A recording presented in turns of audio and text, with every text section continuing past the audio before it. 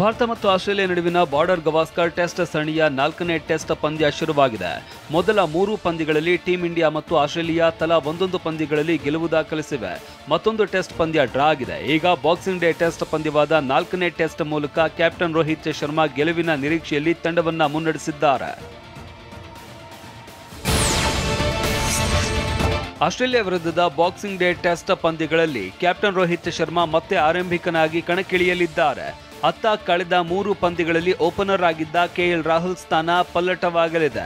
KL Rahul ಮತ್ತೆ 6ನೇ ಕ್ರಮಾಂಕದಲ್ಲಿ batting ಮಾಡಬೇಕಾಗುತ್ತೆ. ಅತ್ಯುತ್ತಮ ಫಾರ್ಮ್ನಲ್ಲಿ ಇರುವ ರಾಹುಲ್ 3 ಪಂದ್ಯಗಳಲ್ಲಿ 235 ರನ್ ಕಲೆ ಹಾಕಿದ್ದಾರೆ.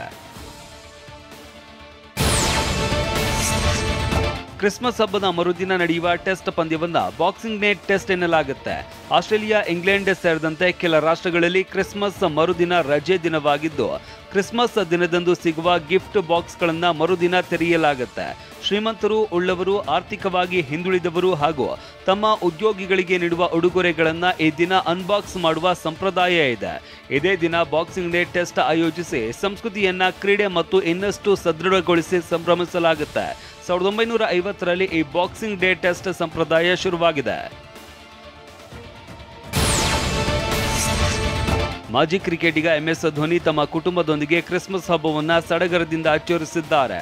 ಸಾಂತಾಕ್ಲಾತ್ ಡ್ರೆಸ್ನಲ್ಲಿ ಧೋನಿ ತಮ್ಮ ಮಗಳು, ಪತ್ನಿ ಜೊತೆ ಖುಷಿಯಿಂದ ಹಬ್ಬ ಆಚರಿಸಿದ ಫೋಟೋಗಳನ್ನು ಹಂಚಿಕೊಂಡಿದ್ದಾರೆ. ಮತ್ತೊಂದು ಕಡೆ ಟೀಂ ಇಂಡಿಯಾದ ಸ್ಫೋಟಕ ಆಟಗಾರ ಸಂಜು ಸ್ಯಾಮ್ಸನ್ ಪತ್ನಿಯೊಂದಿಗೆ ಕ್ರಿಸ್ಮಸ್ ಆಚರಿಸಿದ್ರು. ಕ್ರಿಕೆಟ್ ದುನಿಯಾದ ಕಿಂಗ್ ವಿರಾಟ್ ಕೊಹ್ಲಿ ತಮ್ಮ ವೃತ್ತಿ ಜೀವನದ 300ನೇ ಏಕದಿನ ಪಂದ್ಯ ಆಡಲಿದ್ದಾರೆ. 2025ರ ಚಾಂಪಿಯನ್ಸ್ ಟ್ರೋಫಿ ಟೂರ್ನಿಯಲ್ಲಿ ಫೆಬ್ರವರಿ 23ರಂದು ದುಬೈನಲ್ಲಿ ನಡೆಯುವ ಪಾಕಿಸ್ತಾನ ವಿರುದ್ಧದ ಪಂದ್ಯವೇ ಕೊಹ್ಲಿಯ 300ನೇ ಏಕದಿನ ಪಂದ್ಯವಾಗಿದೆ.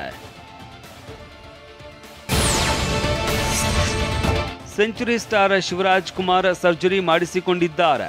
ಅಮೆರಿಕದ ಫ್ಲೋರಿಡಾದಲ್ಲಿ ಇರುವ ಮಿಯಾಮಿ ಆಸ್ಪತ್ರೆಯಲ್ಲಿ ಸರ್ಜರಿ ಯಶಸ್ವಿಯಾಗಿದೆ. ಈ ಬಗ್ಗೆ ಶಿವರಾಜ್ ಕುಮಾರ್ ಪುತ್ರಿ ನಿವೇದಿತಾ ಸೋಷಿಯಲ್ ಮೀಡಿಯಾದಲ್ಲಿ ಪೋಸ್ಟ್ ಮಾಡಿದ್ದಾರೆ. ತಂದೆಯವರ ಆರೋಗ್ಯದಲ್ಲಿ ಚೇತರಿಕೆ ಕಂಡಿದೆ ಅಂತ ಬರೆದುಕೊಂಡಿದ್ದಾರೆ.